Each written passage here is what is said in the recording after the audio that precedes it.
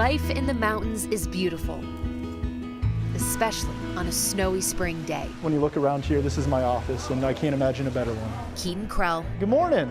has worked at the Dunraven in Estes Park for about a year, a restaurant that's a staple in an area that attracts millions of visitors, a community that Keaton hopes he and his family can continue to be a part of.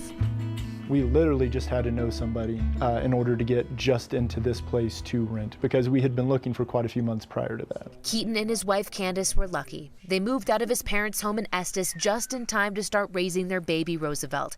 But the American dream of owning a home has never seemed attainable. There are very few people who I work with that buy housing here just because it doesn't lend itself to that. Estes just doesn't really.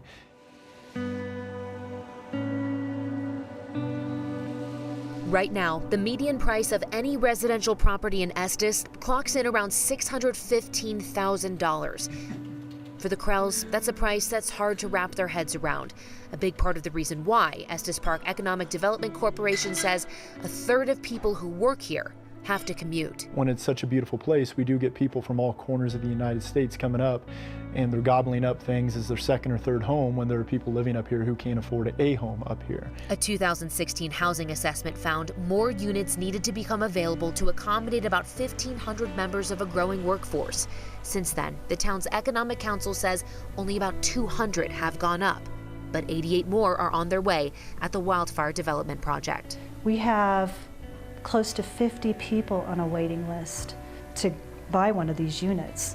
I think before we even get to our last few buildings, they're going to be sold out before they're even up out of the ground. Melissa Westover is in charge of the project along with her husband Mark. They've built homes in the community for more than 3 decades, and they've seen the effects of all the growth. You know, I think where it really came into focus is when our own children came back to Estes, and they were looking for housing. And it was such a hard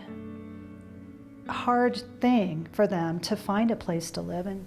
Their development project is meant to supply affordable housing specifically for people who work here, something other mountain towns are trying to do as well. But I think in the last 2 years, Frisco's been able to build or purchase 32 units in town, and that's still, it's a drop in the bucket. Frisco's Mayor Hunter Mortensen believes what's happening in all mountain communities is dire.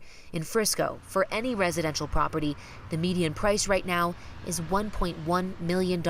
We can't keep up with the buying power of who's buying real estate. There's availability for people with deep pockets, but not for the workforce that keeps tourism alive. We're really at risk of creating the modern era ghost town in our mountain towns, where the lights are on, but no one has a home to live in.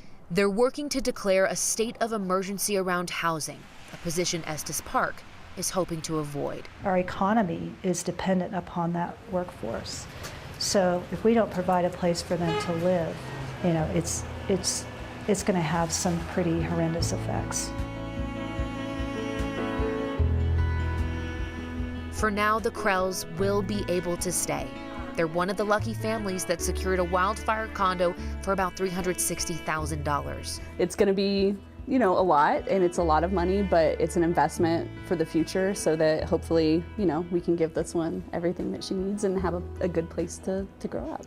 A place they've always wanted to call home, a dream that's finally here. It's a good feeling to know that we're there. With photojournalist Travis Kachatourian, I'm Liz Kotelik, 9 News.